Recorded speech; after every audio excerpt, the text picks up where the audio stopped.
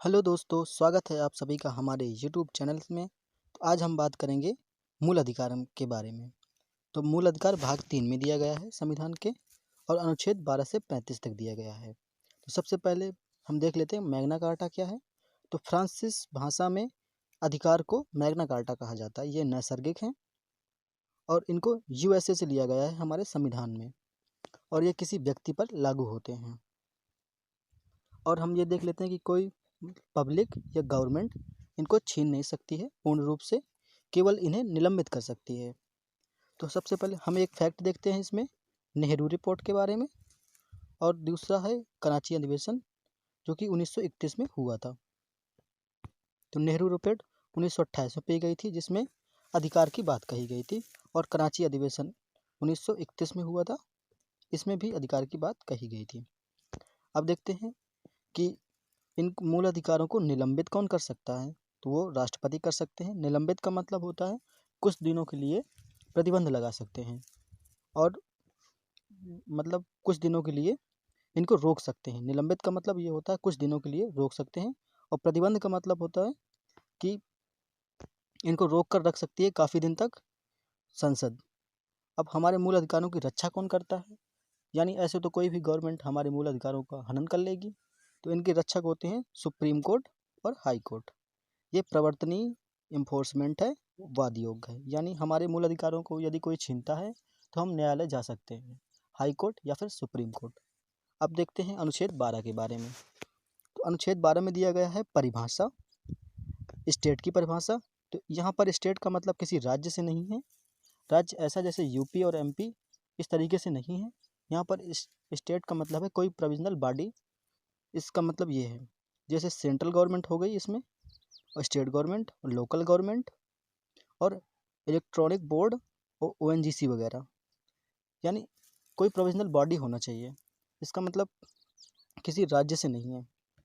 और अनुच्छेद 13 में दिया गया है अल्पीकरण के बारे में, यानी आपके मूल अधिकार केवल तब तक लागू होते हैं जब तक कि किसी के मूल अधिकारों का हनन ना हो। यदि किसी के मूल अधिकारों का आपके द्वारा हनन होता है तो आपके मूल अधिकार लागू नहीं होंगे। अब इसमें एक चीज़ और दिया गया है कि संविधान बनने से पूर्व और संविधान बनने के बाद वो कानून लागू होंगे जो पहले लागू थे संविधान के, तो वो कानून भी लागू होंगे, लेकिन बस शर्त ये है कि हमारे मूल अधिकारों का उल्लंघन ना कर रहे हों। तो वो सभी कानून जो संविधान के पहले बने थे वो सभी कानून लागू होंगे।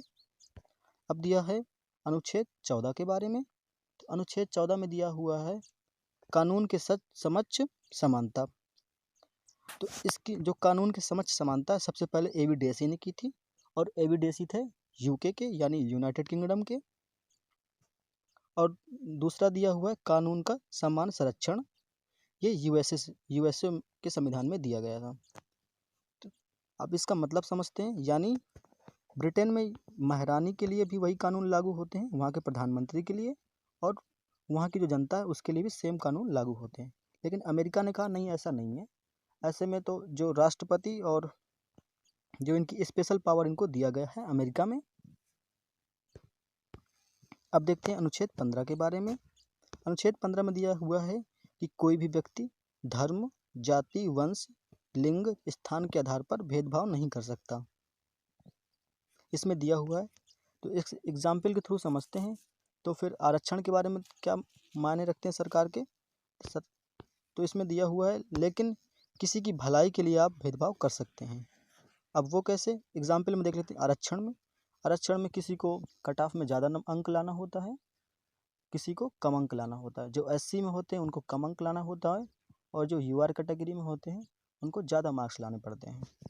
तो ऐसे कैंडिडेट को छूट दी जाती है, वो भी भलाई के लिए। अब दिया है अनुच्छेद 16 लोक नियोजन में समानता। तो इसमें बात कही गई आरक्षण की। तो आरक्षण इसमें धर्म के आधार पर नहीं होना चाहिए। आरक्षण जाति के आधार पर, लिंग के आधार पर और स्थान के आधार पर हो सकता है। अब दिया है अनुच्छेद 17। अब अनुच्छेद 17 में दिया हुआ है अस्पृश्यता यानी छुआछूत का अंत। यदि किसी व्यक्ति को बीमारी है तो आप भेदभाव कर सकते हैं, अन्यथा नहीं कर सकते हैं।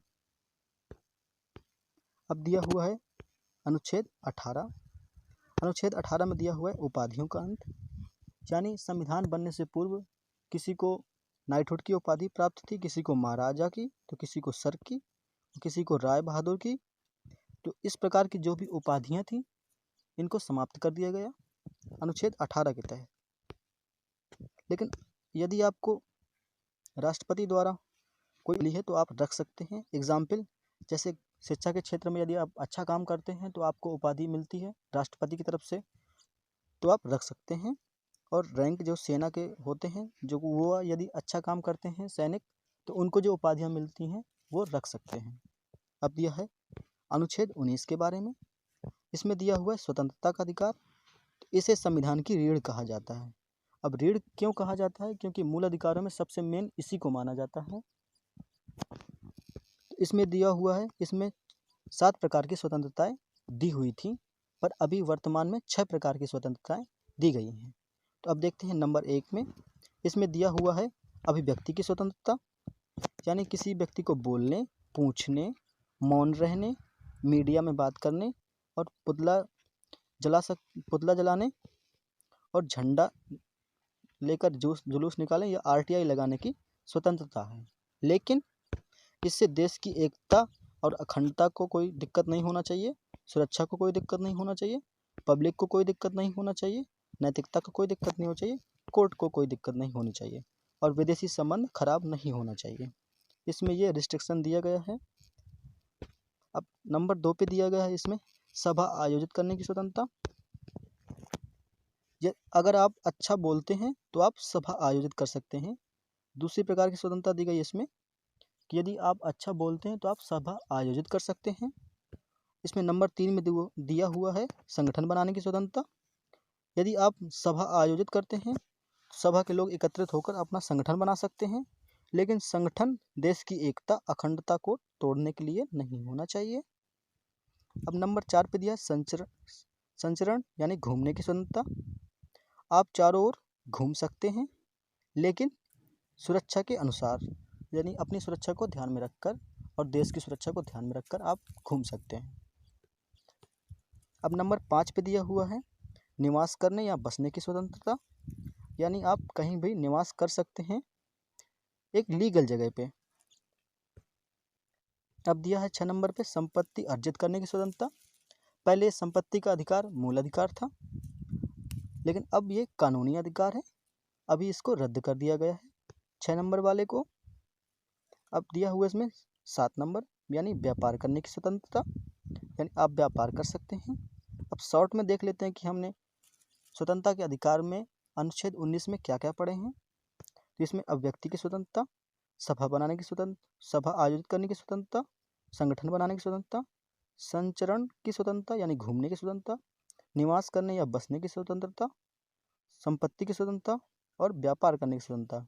जिसमें संपत्ति की जो स्वतंत्रता थी खरीदने की और जो ये स्वतंत्रता, अब इसको कानूनी अधिकार बना दिया गया है मूल अधिकार से हटाकर।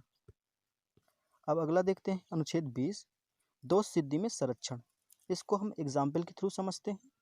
यदि कोई व्यक्ति 2014 में अपराध किया है और 2016 में उस अपराध के लिए सज़ा बढ़ा दी गई है, तो आपको उसको सज़ा उस व्यक्ति को उस समय होगी जब उसने अपराध किया था। उस समय जो सज़ा संविधान में लिखी गई थी उसी के अनुसार सज़ा होगी। और कोई व्यक्ति यदि अपराध करता है तो उसको एक अपराध के लिए एक सज़ा दी जाएगी।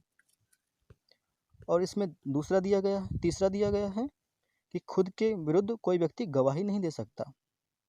तो आज की वीडियो में रखते हैं केवल इतना ही। यदि वीडियो पसंद आए तो वीडियो को लाइक करिए, चैनल को सब्सक्राइब करिए और अपने दोस्तों के साथ शेयर करिए।